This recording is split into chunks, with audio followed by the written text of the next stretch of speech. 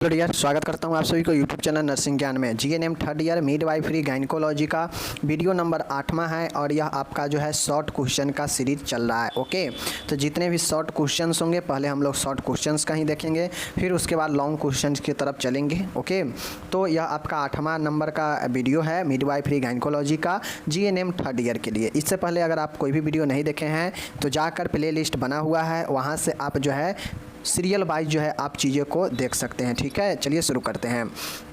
आज हम लोग 3 क्वेश्चंस लिए हैं। 3 प्रश्न बहुत शानदार है, शॉर्ट क्वेश्चन है, देखिएगा अच्छे से। मैं बार बार कहता हूं कि कोई भी क्वेश्चन हो पहले क्वेश्चंस को आप लोग समझने का प्रयास कीजिए कि क्वेश्चंस कहता क्या है, क्वेश्चन को याद कीजिए, उसके बाद आंसर आप लिख पाएंगे। सबसे पहला जो चीज़ें है वो है आपका एबनॉर्मल यूटेरिन्स एक्शन। ठीक है, describe about hypotonic and hypertonic यूटेरिन action. तो ये जो है क्वेश्चन आपसे पूछेगा कि यूटेरिन एबनॉर्मल यूटेरिन एक्शन क्या होता है, मीन्स असमान गर्भाशय संकुचन क्या होता है या गर्भाशय की असमान क्रियाएं क्या होती है। ठीक है, धीरे व तेज़ी से सिकुड़ने की क्रिया का वर्णन करना है, मतलब जो संकुचन की क्रिया जो धीरे और जो तेज़ी से होती है इसके बारे में वर्णन करना है। ठीक है, चलिए हम लोग गर्भाशय के संकुचन या असमान क्रियाएं इसी को कहते हैं, देखते हैं यूटेरिन एक्शन के बारे में। ओके, सबसे पहला देखिएगा यहाँ पे कि एबनॉर्मल यूटेरिन एक्शन मीन्स गर्भाशय की असमान क्रियाएं क्या होती है। सामान्यतः प्रसव प्रक्रिया के समय गर्भाशय में संकुचन कंट्रैक्शन होते हैं। ठीक है, जो एक समान रहते हैं, परंतु कुछ परिस्थिति में ये संकुचन असमान हो जाते हैं। ठीक है, देखिए यहाँ पे कह रहा है कि जब डिलीवरी जब प्रसव की प्रक्रिया होती है ऑब्स्ट्रक्ट की, तो उस समय जो यूट्रस का कंट्रैक्शन होता है वह कंट्रैक्शन जो है समान होता है, समान रहता है। ठीक है, किस समय? प्रसव प्रक्रिया के समय गर्भाशय का संकुचन समान होता है, परंतु कुछ ऐसे परिस्थिति होते हैं जहां पर ये जो संकुचन समान होता है यह समान नहीं होकर कुछ ऐसे परिस्थिति होते हैं जहां पे असमान होते हैं। ठीक है, अब किन किन परिस्थिति में यह असमान होता है संकुचन, चीज़ों को देखिए। जैसे एक समान अंतराल पर नहीं होना, मतलब इसका मतलब क्या हुआ, एग्जाम्पल में देखिए संकुचन का समान कब नहीं होगा, तो जब एक समय अंतराल पर यह संकुचन नहीं होगा मतलब असमान है।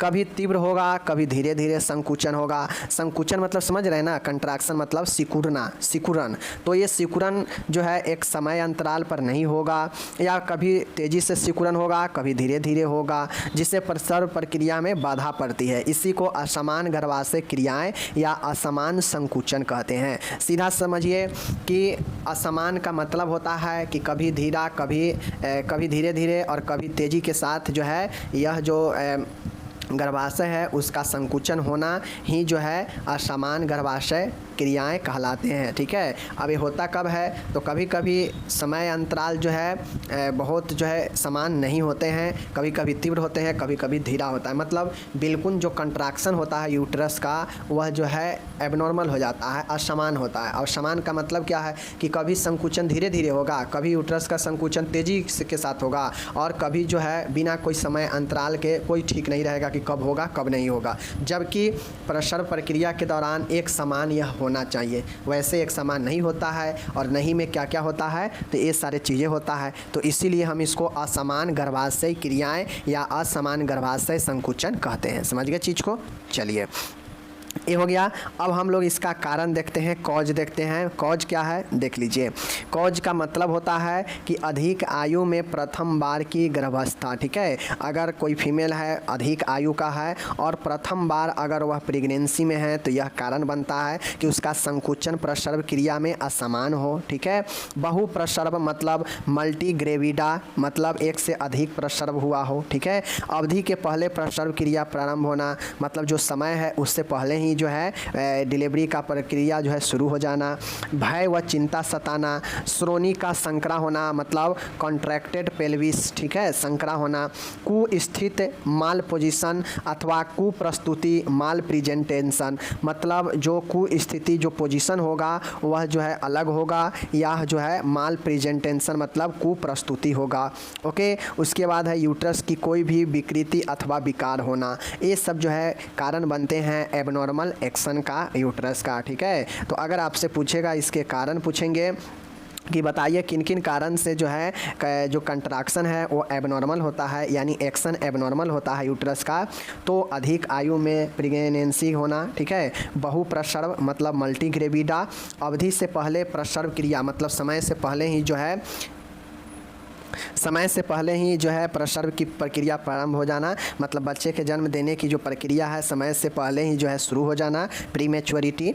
भय जो वह चिंता भी इसका कारण बन सकता है। जो पेल्विक है इसमें कॉन्ट्रैक्टेड यानी संकरा होना, कुस्थिति और कुप्रस्तुति इसका कारण हो सकता है, और यूट्रस की कोई विकृति यानी क्षति होना इसका कारण हो सकता है। तो कारण बता दिए हमने। अब इसका प्रकार देख लीजिए, प्रकार क्या क्या होता है, कौन कौन से प्रकार होते हैं, ठीक है। तो अभी ऊपर आप लोग देखे हैं कि हम लोग से दो प्रकार पूछा है, एक हाइपोनोटिक का और एक पूछा है हाइपरनोटिक का। एक हाइपो मतलब कम धीरे धीरे, ठीक है, और एक होता है हाइपर मतलब तेज़ी से यानी अत्यधिक, ठीक है ना। तो ये जो हाइपोनोटिक का मतलब है कि इसमें जो चीज़ें होगा, जो सिकुड़न होगा वह जो है धीरे धीरे होगा, वह अल्प समय के लिए होगा, ठीक है तो दोनों असमान ही। समान कब होता, जब एक नॉर्मल रेंज में होता, न तेज़ी से और न कम, ठीक है, संकुचन, तो ये जो है समान हो जाता। लेकिन असमान कब होता है, असमान तब होता है जब या तो अचानक से बहुत तेज़ी से होने लगे और कम समय के लिए, या फिर धीरे धीरे यह प्रक्रिया हो संकुचन का। समझ रहे हैं चीज़ को। तो पहला है धीरे धीरे वाला, यानी गर्भाशय अल्प संकुचन या अथवा गर्भाशय का धीरे धीरे सिकुड़ना, यह पहला है हाइपोनोटिक यूटेरिन एक्शन या यूटेरिन इनर्शिया। समझ गए चीज़ को। तो इस चीज़ को आप लोग देखिएगा, धीरे धीरे सिकुड़न गर्भाशय का। देखिए इसका मतलब क्या होता है। देखिए फीमेल को, स्त्री को जब दर्द धीरे धीरे तथा संकुचन थोड़े समय के लिए होते हैं, ठीक है, देखिए स्त्री को दर्द धीरे धीरे तथा संकुचन थोड़े समय के लिए होता है, यानी जब दर्द धीरे धीरे होता है तो जो कॉन्ट्रैक्शन जो संकुचन होता है वह थोड़े समय के लिए होता है। ओके, दर्द के समय बेचैनी नहीं होती है। प्रसव की क्रिया माँ या शिशु को क्षति पहुँचाए बिना कई दिनों चलती है, मतलब जो प्रसव की क्रिया है यह कई दिनों तक चलती है बिना किसी क्षति को पहुँचाए हुए। झिल्लियाँ इंटैक्ट रहती है, सर्विक्स धीरे धीरे विस्तारित होती है मतलब फैलती है, और गर्भाशय क्रिया धीमी रहती है। प्रसव की अवस्था में अधिक समय तक रहने के कारण स्त्री थकावट तथा बेचैनी महसूस करती है, ठीक है, और इस प्रकार से हाइप्नोटिक वाला होता है। सीधा इसको लिखिएगा कि गर्भाशय का धीरे धीरे सिकुड़ना हाइप्नोटिक यूटेरिन एक्शन, इसका मतलब होता है कि इसमें जो भी प्रसव होता है उस समय जो यूट्रस का जो सिकुड़ना होता है वह धीरे धीरे होता है। अब धीरे धीरे होने के कारण यह कई दिनों तक प्रसव की क्रिया चलती है। अब जो चीज़ें एक दिन में होगा और जो चीज़ें 4 दिन में होगा, तो 4 दिन वाला में ज़्यादा कष्ट होगा। जो चीज़ एक दिन में होगा 1 दिन में ही कष्ट होकर रह जाएगा, लेकिन जो चीज़ें 4 दिन चलेगा उसमें 4 दिन कष्ट होंगे। तो इस कारण इसमें सिकुड़न की क्रिया धीरे धीरे होती है, इसलिए प्रसव भी जो है, प्रसव का प्रोसेस भी जो होता है वह कई दिनों तक चलता है। अब कई दिनों के चलने के कारण इसमें जो है बेचैनी जो है ज़्यादा और थकावट ज़्यादा होता है स्त्री को, ठीक है, और ये जो होता है इसमें झिल्लियाँ जो है इंटैक्ट रहती है,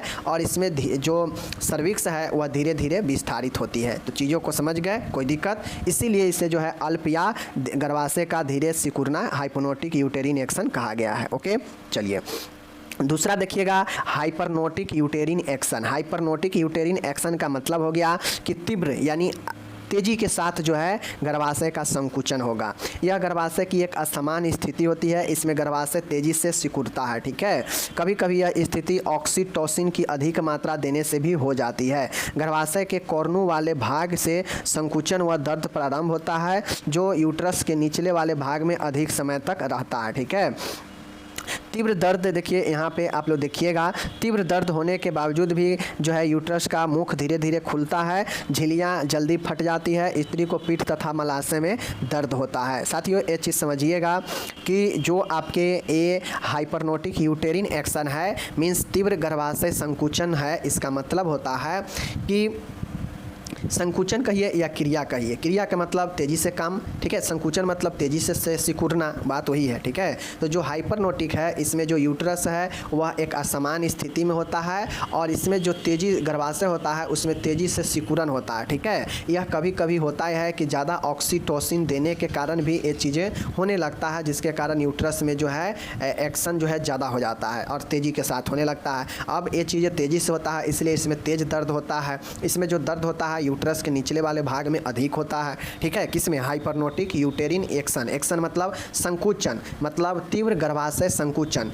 मतलब इसमें तेजी के साथ गर्भाशय संकुचित होता है, सिकुड़ता है, और इसमें यूट्रस के निचले भाग में ज़्यादा दर्द रहता है, और यह तीव्र गति से दर्द होने के साथ में यह जो है यूट्रस धीरे धीरे खुलता है, ठीक है। यह कभी कभी ऑक्सीटोसिन की अधिक मात्रा देने से भी यह जो चीज़ें हैं गर्भाशय तेज़ी से सिकुड़ने लगता है, ठीक है, और झिल्लियाँ जल्दी फट जाती है, और जो फीमेल होता है उसका जो है पीठ और मलाशय रेक्टम में जो है पेन जो है होने लगता है, और यही जो है, और इसमें जो यूट्रस होता है उसका मुख जो होता है धीरे धीरे खुलता है। तो इस प्रकार से यही आपका हाइपरनोटिक यूटेरिन एक्शन था, यानी तीव्र गर्भाशय संकुचन था। अब हम लोग तीसरा पॉइंट देखेंगे, प्रसव दर्द में चुभन होना, कॉलिकी यूट्रस। आपका तीसरा जो है वो है आपके कॉलिकी यूट्रस, समझ रहे हैं ना। हम लोग जो देख रहे हैं यूटेरिन एक्शन जो देख रहे हैं, इसमें तीसरा जो प्रकार है यह है स्त्री दर्दों के कारण परेशानी हो जाती है, ठीक है, बेचैन रहती है, स्त्री का कोलोन तथा ब्लैडर फूल जाता है, झिल्लियाँ जल्दी फट जाती है, सर्विक्स का विस्फारण धीरे धीरे होता है।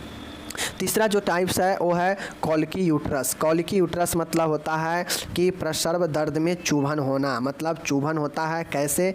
तो जो स्त्री है उसको दर्द होने के कारण परेशान हो जाती है, बेचैन रहती है, इसमें किसमें? कॉलिकी यूट्रस वाले में, और स्त्री का जो कोलोन होता है, जो ब्लैडर होता है वह फूल जाता है, और फूलने से जो मेम्ब्रेन्स होते हैं, झिल्लियाँ, वह फट जाती है जल्दी, और सर्विक्स का जो विस्फारण होता है यह धीरे धीरे होता है। तो ये चीज़ को समझिए, यही आपका कॉलिकी यूट्रस है। तो इस प्रकार से मैं आपको तीनों यूट्रस के बारे में पढ़ा दिया। एक था हाइपोनेटिक यूट्रस एक्शन, एक था हाइपरनोटिक यूट्रस एक्शन, एंड चौथा है कॉलिकी यूट्रस। चीज़ों को समझ गए? चलिए अब यहाँ पे हम लोग जो है देखेंगे ऑब्स्ट्रक्टिव शॉक। ऑब्स्ट्रक्टिव शॉक का मतलब क्या होता है? मीन्स प्रासूतिक सदमा। प्रासूतिक सदमा के मतलब क्या होता है? ऑब्स्ट्रेटिक शॉक, प्रस्तुति सदमा। देखिए वह सदमा जो गर्भवती स्त्री में सदमे के ज्ञात कारणों से उत्पन्न होता हो, वही जो है आपके ऑब्स्ट्रेटिक शॉक कहलाते हैं। तो ये जो है आपके कुछ पॉइंट है जिसको ध्यान में रखना पड़ेगा। मतलब ऑब्स्ट्रेटिक शॉक क्या होता है, ठीक है, प्रास्तुतिक सदमा। तो प्रासूतिक सदमा जो होता है वह शॉक होता है, वह सदमा होता है जो एक प्रेगनेंसी फीमेल को जो है सदमे के ज्ञात कारणों से उत्पन्न न हो, वही जो है आपके ऑब्स्ट्रेटिक जो है शॉक कहलाते हैं, ठीक है। देखिए ऑब्स्ट्रेटिक शॉक वह शॉक होता है जो एक गर्भवती स्त्री में वैसा शॉक होता है जिसका कोई जो है पहले से जो शॉक हम लोग जानते हैं उसके कारण उत्पन्न नहीं होता। जैसे सेप्टिक शॉक होता है, ठीक है, आपके सेप्टिक शॉक, एनाफाइलेटिक शॉक होता है, उसी प्रकार से जो है बहुत सारे हाइपोवोलेमिक शॉक होता है, कार्डियोजेनिक शॉक होता है। तो ये सब ज्ञात शॉक है। तो यहाँ पे ये कह रहा है कि प्रस्तुतिक सदमा एक ऐसा सदमा है जो किसी ज्ञात सदमे के कारण न होता हो। मतलब जो पहले से ज्ञात सदमा है जो अभी मैंने नाम बताया, उन सब के कारण यह सदमा नहीं होता है, ठीक है। यह प्रस्तुति के दौरान जो है सदमा लगता है, ठीक है। इसी को हम लोग प्रास्तुतिक सदमा कहते हैं। यह ज्ञात होने वाला या जो पहले से ज्ञात है उस कारण से यह शॉक उत्पन्न नहीं हो, उसी को प्रास्तुतिक सदमा कहते हैं, ठीक है।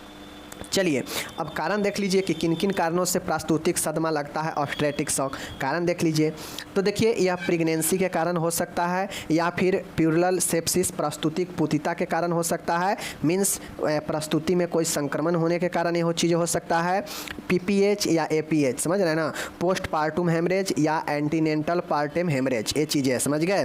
प्रसव के समय असहन पीड़ा, अंत गर्भाशय गर्भ मृत्यु मतलब इंट्रा यूटेरिन फीटल डेथ, मतलब यूट्रस के अंदर ही फीटल का डेथ हो जाना, ये सब जो है आपके उसके बाद एक्लेम्पसिया एंड प्री एक्लेम्पसिया, ये सब जो है कारण बनते हैं आपके क्या चीज़ होने का, तो ऑब्स्ट्रेटिक शॉक लगने का। अगर किसी को पोस्टपार्टम या एंटीनेंटल पोस्ट हेमरेज होता है तो इस कारण शॉक लगता है, ये वाला प्रास्तुतिक पुतिता होता है, प्यूरल सेप्सिस होता है, इस कारण से ये चीज़ें होगा, या प्रेगनेंसी ये भी कारण बन सकता है, या प्रसव के समय असहन वाला पीड़ा हो तो इस कारण से भी हो सकता है, या फिर अंतःगर्भा मतलब गर्भाशय के अंदर ही बच्चे भ्रूण का मृत्यु हो जाना भी कारण बन सकता है। एक्लेम्पसिया प्री एक्लेम्पसिया, और ये दोनों मैं आपको बता चुका हूँ कि एक्लेम्पसिया प्री एक्लेम्पसिया क्या होता है, तो इसके कारण भी जो है शॉक सदमा लगता है, ठीक है। उसी को प्रस्तुति का जो है हम लोग सदमा कहते हैं। अब इसमें फीचर क्या दिखते हैं, लक्षण क्या दिखते हैं ये सदमा लगने के बाद। चलिए लक्षण देख लीजिए। तो अचानक से रक्तचाप कम हो जाएगा, ठीक है, ठंडी व चिकनी त्वचा हो जाएगा, चक्कर आना हो जाएगा, त्वचा पीली हो जाएगा और अत्यधिक हेमरेज यानी रक्तस्राव हो जाएगा। तो इस प्रकार से, और प्री एक्लेम्पसिया और तेजी नाड़ी दर जो है तेज हो जाएगा। मतलब जिस प्रकार से एक नॉर्मल जो सदमा लगता है पेशेंट का, शॉक लगता है, तो उसी तरीक़ा से उसमें जो लक्षण होगा वो सारे लक्षण जो है आपके यहाँ भी हो जाएगा। चीज़ों को समझ गए। चलिए, अब पीली त्वचा क्यों हो जाएगा? क्योंकि बहुत ज़्यादा हेमरेज रक्तस्राव होने से तो त्वचा पीली होगा ही ना होगा, तो यही चीज़ें हैं, ठीक है। कमजोरी होगा, चक्कर आएगा ही आएगा, ठीक है, त्वचा ठंडी और चिकनी हो ही जाएगा, रक्तचाप निम्न हो ही जाएगा बहुत सारा ब्लड निकलने से। तो इस कंडीशन में जो है क्या होता है, यही आपका फीचर सब है, क्लिनिकल फीचर। नाड़ी दर तेज हो ही जाएगा, प्री एक्लेम्पसिया हो जाएगा, ठीक है। तो ये सब लक्षण होते हैं आपके क्या चीज़ का, ऑब्स्ट्रेटिक शॉक का। ओके, अब यहाँ पे हम इसको मैनेजमेंट प्रबंध कैसे करेंगे, तो चलिए देख लीजिए। निम्न रक्तचाप को स्थिर कर समान बनाए रखें। अगर किसी को लक्षण ये दिखता है शॉक में कि इसमें जो है ब्लड प्रेशर कम गया है, तो उसको नॉर्मल बनाए रखेंगे, ठीक है, स्थिर रखेंगे। और जो भी प्रेगनेंसी हो उसको बिस्तर पर सीधा लिटाना चाहिए। गर्भवती महिला को बिस्तर बेड पर सीधा लिटाना चाहिए। समान प्रसव संभव न हो तो सिजरियन सेक्शन करना चाहिए। मतलब अगर नॉर्मल डिलीवरी संभव ना हो तो उसमें चीरा लगा के जो होता है वह जो है करना चाहिए। ओके, नेक्स्ट यहाँ पे देखिएगा, आवश्यकता अनुसार ऑक्सीजन की पर्याप्त मात्रा देनी चाहिए। उसके बाद है देखिएगा यहाँ पे, उसके बाद है प्रसव पूर्व, यानी आप लोग समझ लीजिए प्रसव पूर्व जो है पर्याप्त देखभाल करनी चाहिए, ठीक है। उसके बाद जो है उसी चीज़ को यहाँ पे लाइन को दोहरा दिया गया है, ठीक है। और बाकी ये जो चीज़ें हैं पूर्व में देखभाल करेंगे और बाद में भी देखभाल करेंगे। संपूर्ण आहार बनाए रखेंगे, ठीक है। तो ये सब जो है आपको एनीमिया होने पर ब्लड ट्रांसफ्यूजन भी करेंगे, चूँकि ऊपर में देखे हैं कि काफ़ी ज़्यादा रक्तस्राव भी इसमें हो सकता है। तो ये सब कारण आपके प्रबंध में कर सकते हैं। चीज़ों को समझ गए, कोई दिक्कत? तो अगर आपसे क्वेश्चन कोई पूछ दे कि बताइए कि प्रस्तुतिक सदमा ऑब्स्ट्रेटिक शॉक क्या होता है, तो बता दीजिएगा ना कि ये एक ऐसा शॉक जो पहले से जो ज्ञात शॉक है उसके कारणों से उत्पन्न न हो, उसी को हम लोग प्रस्तुति का शॉक कहते हैं। इसके तब कारण क्या हो सकते हैं, तो कारण में जितने भी प्रेगनेंसी से रिलेटेड चीज़ें हैं वो सारे कारण यहाँ पे हो सकते हैं, ठीक है। चूँकि नाम से स्पष्ट है कि प्रस्तुति का सदमा यानी प्रस्तुति में लगने वाला सदमा, ठीक है। तो इसमें तो कार्डियोजेनिक या हाइपोवोलेमिक या वगैरह वगैरह का कारण कुछ होगा ही नहीं होगा, जो भी कारण होगा वह प्रसव के कारण होगा, ठीक है। चलिए, अब हम लोग यहाँ पे एक और क्वेश्चन देखने वाले हैं, वो है डिसफंक्शनल यूटेरिन ब्लीडिंग, ठीक है। डिसफंक्शनल यूटेरिन ब्लीडिंग मीन्स समझिए कि डिसफंक्शनल मतलब काम में बाधा, यूटेरिन मतलब मूत्र और ब्लीडिंग मतलब रक्तस्राव, ठीक है। तो चलिए इसको देख लीजिए। डिसफंक्शनल यूटेरिन ब्लीडिंग को असमान यूटेरिन ब्लीडिंग, एबनॉर्मल यूटेरिन ब्लीडिंग भी कहते हैं, ठीक है। इसमें जो यूट्रस होता है उससे अनियमित समय पर अथवा कम अथवा अधिक रक्तस्राव होता है। इसमें जो मेंस्ट्रुएशन होता है वह आपके नियमित अंतराल के बाद भी जो है रक्तस्राव यानी जो हेमरेज होता है वह होते रहता है। मतलब यहाँ पे क्या कहा गया है कि डिसफंक्शनल यूटेरिन जो है ब्लीडिंग, ठीक है, मतलब एक ऐसा फंक्शन जहाँ पे डिसफंक्शन हो जाता है, ठीक है, किसमें, यूटेरिन ब्लीडिंग में, ठीक है। देख लीजिए, तो डिसफंक्शनल यूटेरिन ब्लीडिंग को असमान यूटेरिन ब्लीडिंग भी कहते हैं। वही चीज़ें हैं, असमान डिसफंक्शन हो जाएगा मतलब कार्य में बाधा हो जाएगा, मतलब असमान हो जाएगा, तो इसे असमान यूटेरिन ब्लीडिंग भी कहते हैं। इसमें जो यूट्रस जो गर्भाशय होता है उससे अनियमित समय पर कम अथवा अधिक रक्तस्राव होता है। मतलब जो यूट्रस होता है उससे कोई लिमिट नहीं रहता है, उसका कार्य में बाधा आ जाता है, अनियमितता हो जाता है, जिससे किसी भी समय अनियमित समय कम या अधिक मात्रा में जो है ये रक्तस्राव होते हैं। ओके, इसमें जो आपके मासिक स्राव होते हैं वह जो है नियमित अंतराल के बाद भी जो है आपके क्या होते हैं, रक्तस्राव होते रहते हैं। मीन्स यहाँ पे स्पष्ट कह रहा है कि एक ऐसा फंक्शन जहाँ पे फंक्शन बिगड़ जाता है, किसके, यूट्रस के फंक्शन बिगड़ जाता है, और इस कारण से अनियमित समय पर कम व अधिक मात्रा में ब्लीडिंग होते रहता है। और इसमें जो मासिक स्राव होते हैं उसमें तो नियमित अंतराल पे ये होते ही रहते हैं ब्लीडिंग, उसके बाद भी यह जो है अंतराल पे होते रहता है, ठीक है। मतलब वहाँ मेंस्ट्रुएशन में भी होता है और यहाँ भी बाद में भी होता है। इसमें अनियमितता हो जाता है कार्य करने में यूट्रस का, और ब्लीडिंग कम व अधिक होते रहता है, ठीक है। तो इसीलिए इसे हम लोग डिसफंक्शनल यूट्रिन ब्लीडिंग कहते हैं। ओके, चलिए यहाँ पे इंग्लिश दिया गया है, समझ लीजिए। इसका लक्षण क्या होता है, क्या लक्षण होते हैं अगर जो यूट्रस है उसको जो है अगर डिसफंक्शन हो गया काम करने में और ब्लीडिंग कम व अधिक होता है एक लगातार अंतराल पे, तो उसका क्या लक्षण दिख सकता है, सिम्टम्स, चलिए देखते हैं। सबसे पहले बातें हैं, देखिएगा, यौन संबंधों के बाद ये जो चीज़ें हैं ये कब होने लगेगा, तो लक्षण देखते हैं कि जैसे ही आप जो है रिलेशन होगा, रिलेशन के तुरंत बाद जो है ये चीज़ें होने लगेगा, मतलब ब्लीडिंग होने लगेगा।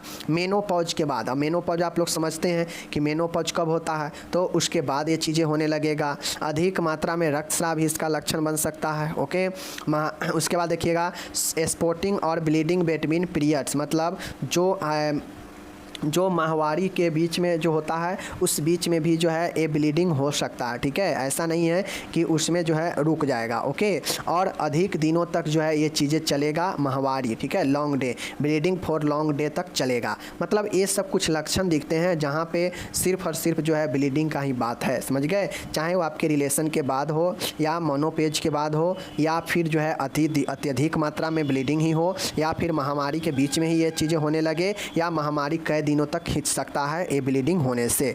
क्योंकि इसमें जो यूट्रिन है वह यूट्रिन में असमान काम हो गया है, फंक्शनल गड़बड़ा गया है, जिसके कारण कोई जो है अंतराल नहीं है कि हाँ इतने अंतराल पर होगा, और यह ब्लीडिंग बिना किसी समय, बिना किसी चीज़ों को देखे हुए, बिना किसी अंतराल पर जो है आपके होते रहता है, ठीक है। तो इसीलिए इससे जो है डिसफंक्शनल यूट्रिन ब्लीडिंग कहा गया। ओके, अब कारण क्या हो सकता है, चीज़ें को देख लीजिए। कारण में हो सकता है असंतुलित हार्मोन, मतलब जो हार्मोनल होता है फीमेल में उसमें इम्बैलेंस हो जाए। यूटेरिन फिब्रॉइड, जो यूटेरिन फिब्रॉइड है वो हो सकता है।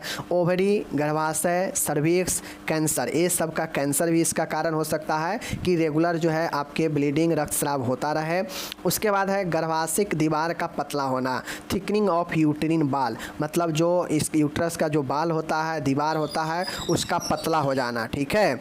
और नेक्स्ट है ब्लीडिंग डिसऑर्डर, ब्लीडिंग से रिलेटेड कोई जो है विकार होना। तो ये सारे के सारे मैं आपको यहाँ पे बता दिया कि ये सब कारण बनता है डिसफंक्शनल यूट्रिन ब्लीडिंग का। क्या क्या, असंतुलित हार्मोन, यूट्रिन फिब्रॉइड, ओवरी का, यूट्रस का, सर्विक्स का कैंसर, ठीक है, चाहे गर्भाशय का जो दीवार है उसका पतला होना, या फिर ब्लीडिंग से रिलेटेड जैसे हीमोफीलिया, थैलेसीमिया, इससे रिलेटेड कोई बीमारी होना, ठीक है। तो ये सब चीज़ें जो है कारण बनता है।